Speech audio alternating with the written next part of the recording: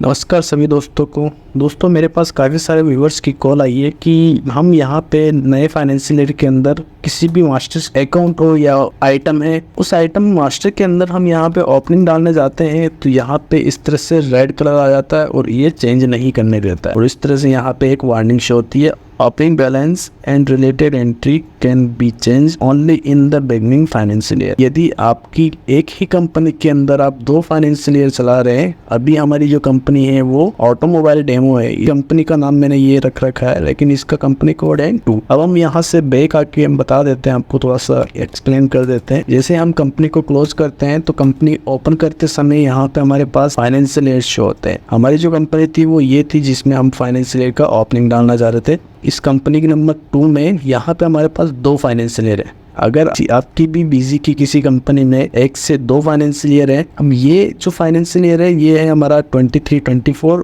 24-25। तो 23-24 में तो हम ओपनिंग बैलेंस डाल सकते हैं लेकिन 24-25 में हम ओपनिंग बैलेंस नहीं डाल सकते। उसका कारण ये है क्योंकि अगर हमने बैक फाइनेंशियल ईयर, अगर हमारी कंपनी में बैक फाइनेंशियल ईयर है तो हम उसमें जो क्लोजिंग है वही नेक्स्ट फाइनेंशियल ईयर में कैरी फॉरवर्ड कर सकते हैं, ना कि जो बाद में हमने फाइनेंशियल ईयर बनाया है उसके अंदर ओपनिंग में हम चेंज कर सकते। तो इसके लिए करना क्या होगा कि आपको ये जो फाइनेंशियल ईयर है इनको अलग करना होगा, इसकी न्यू कंपनी क्रिएट करनी होगी या फिर इस फाइनेंशियल ईयर को स्प्लिट करना होगा। फाइनेंशियल ईयर को स्प्लिट करने के लिए सिंपली आपको यहाँ से बैक आ जाना है। ऊपर से ही 4th नंबर पे आपको दिया हुआ होता है स्प्लिट फाइनेंशियल ईयर का ऑप्शन, आपको बस सिंपली इस पे क्लिक कर देना है। जिस भी कंपनी का फाइनेंशियल ईयर आपको अलग करना है उस कंपनी को यहाँ से सेलेक्ट कर लेना है। सेलेक्ट करने के बाद एंटर करना है। एंटर करोगे तो आपके सामने इस तरह से ऑप्शन शो हो जाएगा। अगर आपको यूजर नेम एंड पासवर्ड पूछे तो आप अपने एडमिन की यूजर नेम एंड पासवर्ड वहाँ पे एंटर कर देना। सेलेक्ट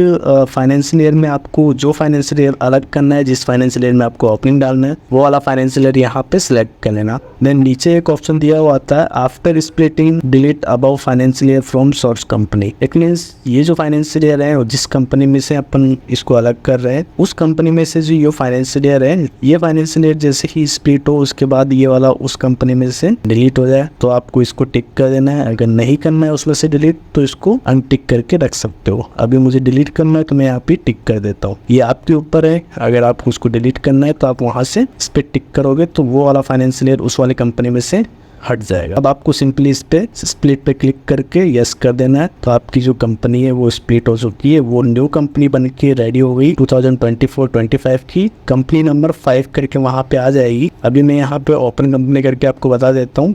तो ये कंपनी नंबर 5 जो है वो 24-25 करके मेरी ये कंपनी क्रिएट हो गई। अभी जो पिछली वाली कंपनी थी उसमें जो 2 फाइनेंशियल ईयर पहले बता रहा था, अब यहाँ पे ओनली 1 ही फाइनेंशियल ईयर रह चुका है। अब 24-25 को आप ओपन करके इसके अंदर किसी भी मास्टर्स या अकाउंट में जाके आप यहाँ पे ओपनिंग आसानी से एंटर कर पाओगे। अब आपको यहाँ पे कोई वार्निंग नहीं देगा। तो इस तरह से आप भी अपनी इस प्रॉब्लम को सॉर्ट आउट कर सकते हैं। वीडियो अच्छी लगी है तो लाइक करना। अभी भी वीडियो में कुछ समझ में नहीं आया तो आप कमेंट बॉक्स में पूछ सकते हो। ऐसी और इंटरेस्टिंग वीडियो के लिए हमारे चैनल को सब्सक्राइब करिए। मिलते हैं नेक्स्ट वीडियो में। Thank you.